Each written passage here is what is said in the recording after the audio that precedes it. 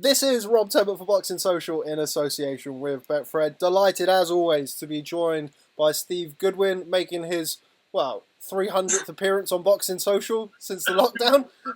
How are you, Steve? I'm good. I've been really busy doing all these interviews, but the boxers and trainers and other people in boxing have enjoyed it. So it's a way of keeping things moving. You know how hard it is during this lockdown period. So it's been good to do it and keep talking to everybody and get their views on it. So it's been great. How have you found it, Steve? You look like you're going to be taking my job soon.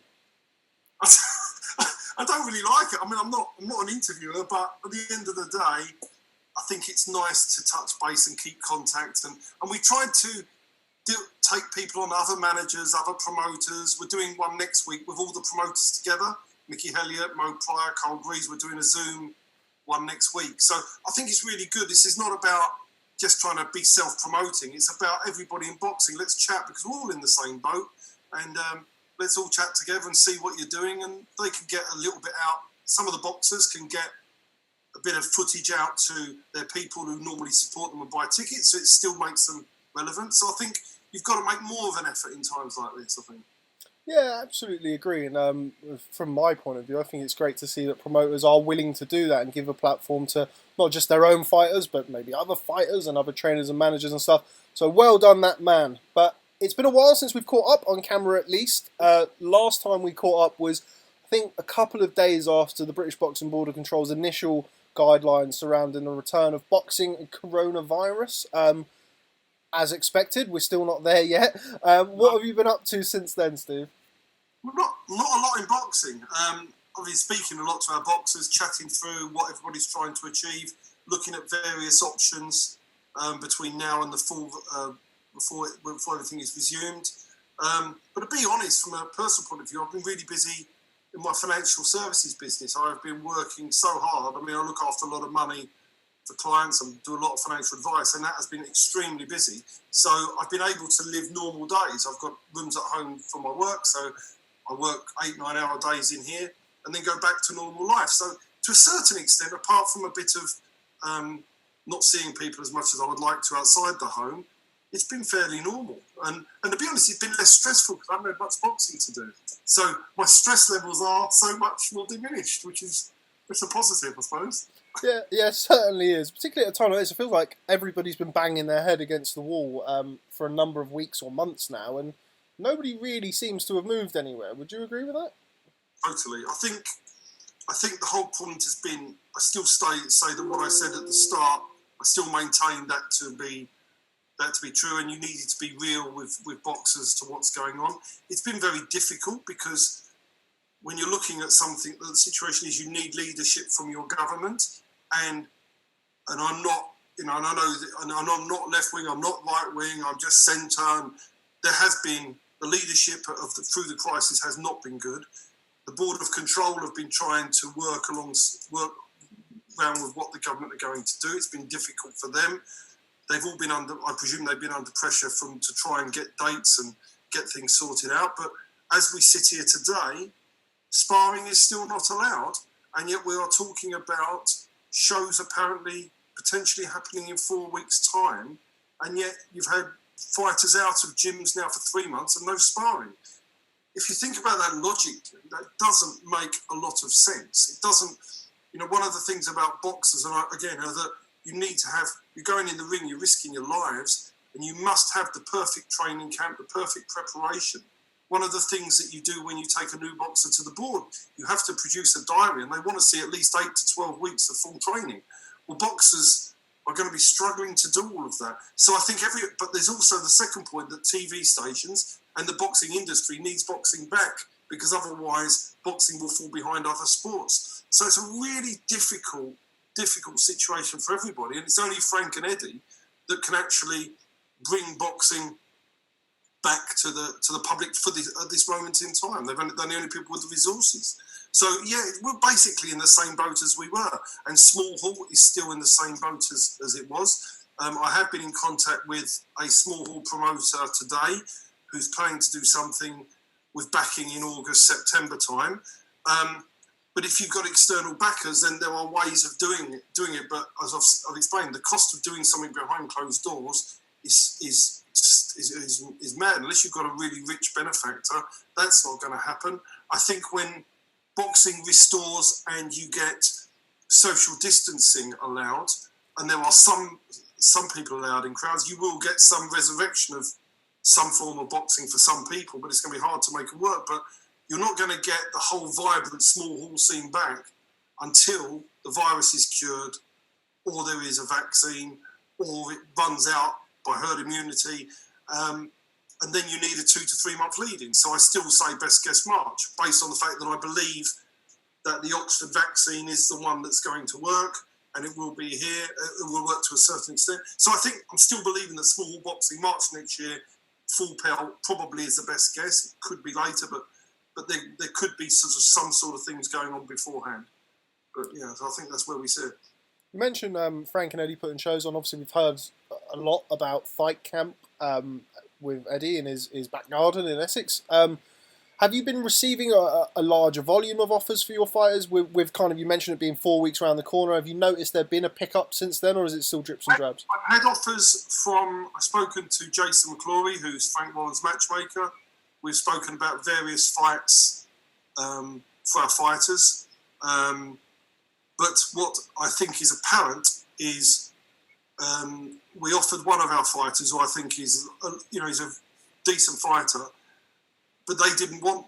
It doesn't appear that they want the ones that are going to offer a threat. I think they want the ones that they feel, in their opinion, are easy touches. So, yeah, I think that appears to be, because the names that I was approached for and the names that I offered were slightly different.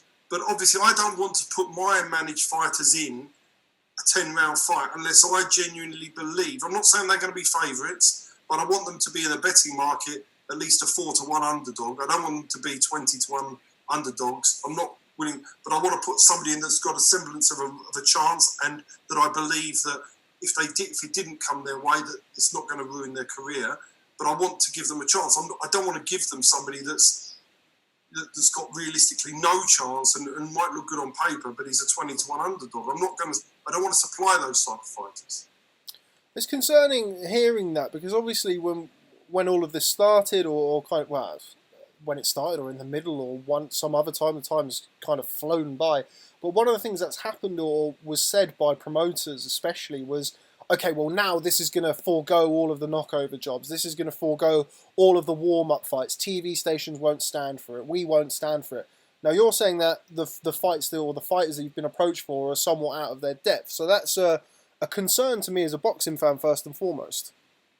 Yeah, I mean, they would tend to be, and I've spoken to various different managers and their fighters, and you'll be picking, for example, if you're looking for a fighter, they'll be looking for a certain fighter who may be a total non-puncher, who doesn't have a massive engine, who may have been well built brilliantly, and they need to take a slower course, and it's probably one step too far. So I think on paper the matches will be competitive, but I do think that most of them, from what I can understand, will be particularly 10-1 on chances, 20-1 on chances for the home fighters when you are importing a small hall fighter. I've got one fighter that was gasping at the chance to fight. It would have been a good fight. My fighter would be the underdog, but that one hasn't been accepted. So, yeah, my gut feeling is, but then you could argue they've still got to do their job for their home fighter. So let's be realistic that they're not there to get they're investing in their home fighters. They don't want to get them beat, so they're going to pick the easiest possible option that looks good on paper. I can't blame them. It's not a criticism of them, but my fighters that will go in there and have live chances what we want is notice. We want a fight that we think we can win, and we're going to be competitive in. But I've got kids, for example, that are 8-0, who might have had 5 amateur fights, who are still in their infancy, and all they've done at 8-0 is they've had to be built slower because of their limited amateur experience. So they're not ready for anything big. But on paper, I could pitch them in and put them in against a Frank Warren or Eddie Hearn GB prospect at that level, and they will get absolutely splattered. But on paper, it will look good. They're the fighters I'm not going to send my fighters to an execution.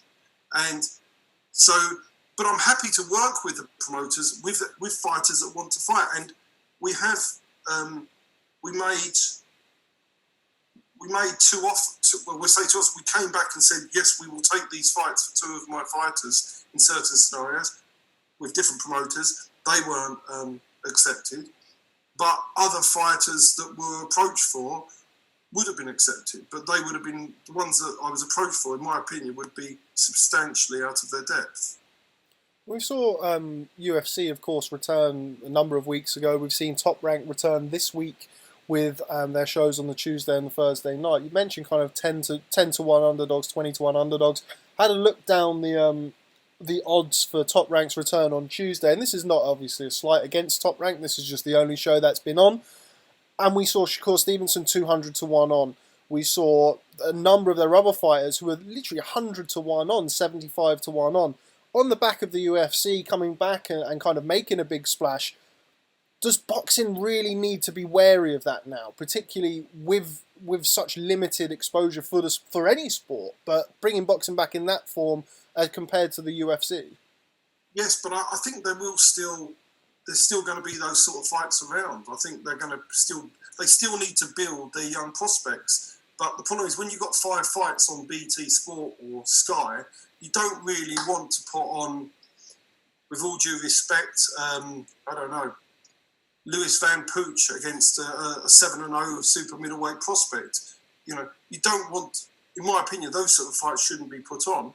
And neither perhaps should be, you know, a Dennis McCann, I'm just using as an example, it's not that who's a super talented prospect against a 5-0 kid who's really been built very slowly, and Dennis will go and absolutely smash him to a pulp, but on paper it looks good. You don't want annihilations. What you want is competitive fights. But then you've got to remember that the promoters building up their fighters have a different, they're trying to build their fighters toward British titles, world titles, whatever it may be. They want to match them accordingly. So it's a very difficult job that promoters have got, trying to give us what we need. But if promoters don't give us the fights we need, and I'm sure they will in the end, then people will switch off because they'll be saying, well, I don't really want to watch this because it's going to be so highly concentrated, these behind closed door shows. And if they are just one-sided beatdowns, then people are going to switch off from it. Is the impetus then on the broadcaster to put their foot down about these types of shows? Well, yeah, I mean, I would imagine that the broadcasters are paying a rights fees to promoters, so they're going to be saying they're going to have a say with what gets put on, and you hope that they're going to know. But then a broadcaster, if you were putting on an 8-0 versus an 8-0, a broadcaster may think that's a really good fight. Just that we know different. Sometimes it's not really the record, because if you're honest, I class myself as a very, very skilled manager that deliver my fighters at the right time for the right fights. Hence, we've had all the champions we've had. But then I've got kids 8-0 and another kid that's 8-0, and they will be in different worlds of where they sit in their careers. It's not, but yet from a TV perspective, it's the same, but it's not the same. And I might have a kid that's 6-2, who is far better than a kid that I've got that's 10-0. Far better. And far, far, far better. And so it's not the record. So it's very difficult to work it out. And I think everybody has a problem. The promoters have a problem. The matchmakers have a problem. Then you've got to get it through the trainers, because remember that the trainers of these boxers, Eddie Hearn has famously said, I'm going to get tougher with the trainers. But the trainers don't want to fight anybody with a pulse, a lot of these trainers. They turn down fighter after fighter after fighter. So it may not even be the matchmaker or the promoter. But all of these people want to try and control it. But we're at a position now where I think we are demanding that fighters have proper fights on the whole. Now, I don't mind matching my 8-0 kid, who might not be as good as the other 8-0 kid, against another kid who's at a lower level. But it's got to be a fight that he's going to be competitive in.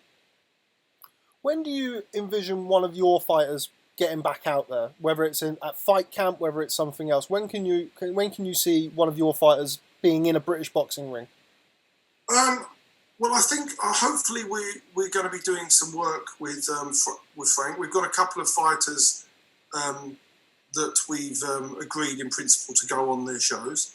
So as and when my fighters are ready to go and do that. But as and when, so that should be July, August time. They are the only ones that have been committed, but they're not my prospect fighters. They are well, one is a prospect, and one is a journeyman. So we've got those two that we haven't got contracts, but are fairly committed to going in. I see that my good friend Mickey Amu, I saw it from it. They've announced that Ramez Mahmood, who I promoted and helped him, he's going in with Chris Bork for a Southern Area title fight. So I've seen that fight's been made. So, but for my fighters, I think realistically it's going to be July, August, providing we don't get what's going on in America and we don't get a potential second spike. I think it's so hard to call because we can make all these plans today, but if in 2 weeks' time there's a rocket in cases, then we're in a different scenario. And I'm not a scientist, so I don't know what's coming. I think if the virus stays under control, then I think they're going to be out on that in July and August, and I would hope to see a couple of my fighters out there. And there's something else going on which I've been contacted about, a couple of my fighters participating in at the end of August as well. So I think our fighters will start to enter the rings in July, August. But once again, it's got to be the right fight for each boxer. Have there been any fighters that you've had offers for or proposals for who haven't been ready themselves?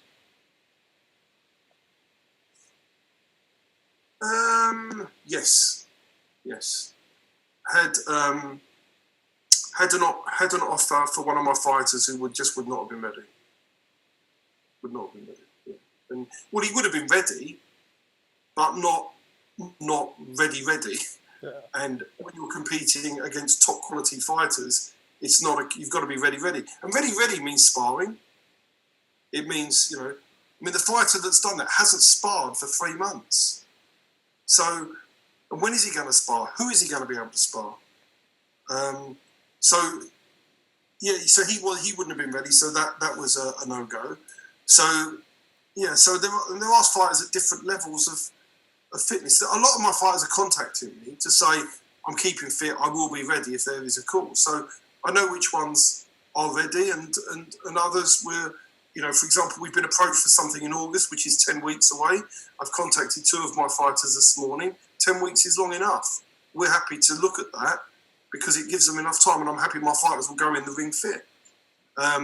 So yeah, it is difficult, and I do understand the problems, and I'm not apportioning any blame to anybody. But my job, when I'm looking at fights, is not to look at the world of boxing. It's to look at whether I am subjecting my fighter to harm, whether I'm subjecting them to a beatdown, or whether I'm saying to my fighter, look, you can go in there and be competitive, and this is definitely worth a shot. So that's my evaluation. I'm not just going to feed through and watch my fighters get absolutely annihilated, because that's not responsible management.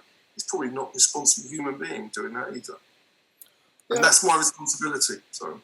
Yeah, that's a valid point, and something that you've said previously when we've caught up. I think we're probably going to leave it there, Steve, because we've spoken at length about this, and we've obviously seen plenty of you on Boxing Social recently, and there haven't been that many developments, and far from me to sit here and talk about ifs, buts and maybes. I think enough of that is being done in the sport at the minute without us doing it as well.